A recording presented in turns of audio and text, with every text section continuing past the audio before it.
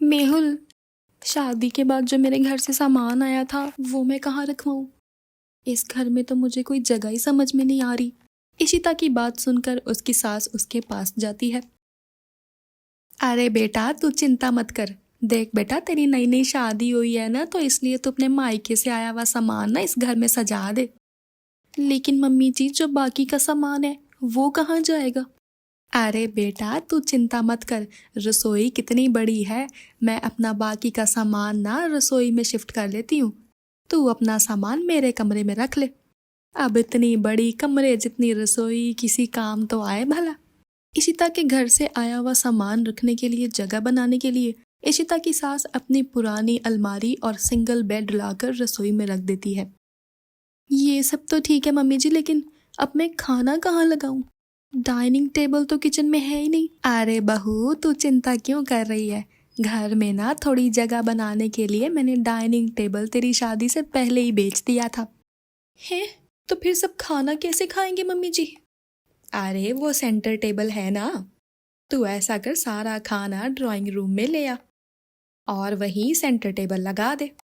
हम सब तो खाना सोफे पर बैठकर ही खा लिया करेंगे। अरे क्या जरूरत है डाइनिंग टेबल और सोफा अलग अलग रखने की? जब घर में जगह थोड़ी कम हो ना, तो कम में गुजारा कर लेना चाहिए, जैसा कि उसकी सास ने कहा था। इशिता सबके लिए ड्राइंग रूम में खाना लगाने लगती है। बार बार किचन में जाकर थाली में खाना लगाना और फिर उसे सेंटर टेबल पर लाकर रखना इशिता को बड़ा उलझन का काम नजर आ रहा था। इसीलिए इस झंझट से बचने के लिए कुछ दिन बाद वो खाना बनाने के बाद कुकर, कढ़ाई और बर्तन लेकर सब कुछ लाकर वहीं पे सेंटर टेबल पर रखना शुरू कर देती है। माँ जी आइए, सब लोग खाना खा लीजिए, खाना तैयार हो गया है। वो तो ठीक है बहू, लेकिन ये तूने क्या किया? पूरे हॉल को किचन बना दिया। पूरे ड्राइंग रूम में बर्तन ही बर्तन नजर आ रहे हैं। हम लोग बैठेंगे कहाँ? आप सोफे पर बैठिए ना, बर्तनों पर ध्यान मत दीजिए माँ जी। वो क्या है ना, बार बार रसोई में जाकर कभी कटोरी, कभी चम्मच, कभी ग्लास, कुछ ना कुछ लाना पड़ रहा था, जिसकी वजह से मेरी बहुत दौड़ भाग हो रही थी। तो मैंने सोचा खाना बनाने के बाद सब कुछ एक ही बार में लाकर यहाँ ड्राइंग रूम में रख देती हूँ, ताकि सबको सुकून से खाना खिला सकूं। हालांकि ये बात उसकी सास को पसंद नहीं आती, लेकिन वो समझती थी घर थोड़ा छोटा है, इसलिए बहू को एडजस्ट करने में प्रॉब्लम हो रही है। जब से इशिता ने अपना सामान रसोई में रखा था, तब से इशिता को बर्तन और बाकी का सामान रखने में भी रसोई में दिक्कत आने लगी। इशिता सबका खाना लगा रही थी कि तभी श्वेता इशिता से कहती है, अरे बेटा देखो तो, ऐसा लग रहा है बाहर बारिश होने लगी है, जाओ जरा छत से कपड़े उतार लो। सास की बात सुनकर बहू इशिता सबको खाना निकाल कर देने के बाद छत पर जाकर कपड़े उतारने लगती है। अचानक ही दरवाजे पर घंटी बजती है। अरे बहन जी, यहाँ से गुजरने लगे थे, अचानक बारिश होने लगी तो याद आया कि आपका घर तो इसी सोसाइटी में है। सोचा जब तक बारिश रुके तब तक आपके यहाँ बैठ लेती हूँ। अरे बहुत अच्छा सोचा बहन जी, आइए आइए बैठिए। अरे बहन जी, बैठूंगी तो तब ना जब आपके कमरे में बैठने की जगह होगी।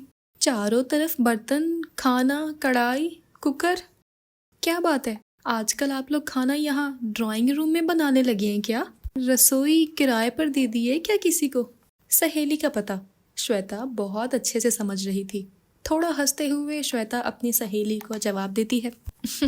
अरे नहीं नहीं, ऐसी बात नहीं है। वो बहू खाना परोसी रही थी कि अचानक बारिश आ गई और वो कपड़े उतारने गई और बर्तन यहीं छोड़ गई। अपनी सहेलियों के जाने के बाद श्वेता अपनी बहू को बुलाती है।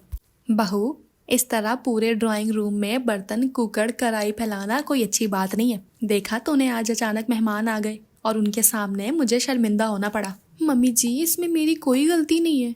रसोई में अलमारी और बेड रखने के बजाय आपको वहाँ पर रखने के लिए डाइनिंग टेबल खरीदना चाहिए था ना, ताकि सब लोग आराम से बैठकर वहाँ खाना खा सकें। और ड्राइंग रूम मेहमानों के बैठने के लिए खाली रखा जा सकता है। अच्छा, एक तो मैंने तेरा सामान रखने के लिए इतने वर्षों पहले इतना प्यार से खरीदा हुआ सामान हटाकर रसोई में रख दिया, ऊपर से तू मुझे बातें सुना रही है।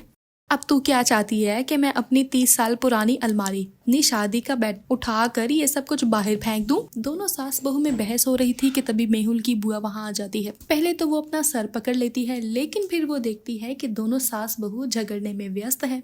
उन्हें झगड़ते हुए देखकर बुआ उनसे झगड़ने का कारण पूछती है। दोनों सास बहू अपनी अपनी समस्या बुआ जी को सुनाने लगती हैं। देखो भाभी, आपकी बात भी सही है, लेकिन बहू भी कुछ गलत नहीं कह रही।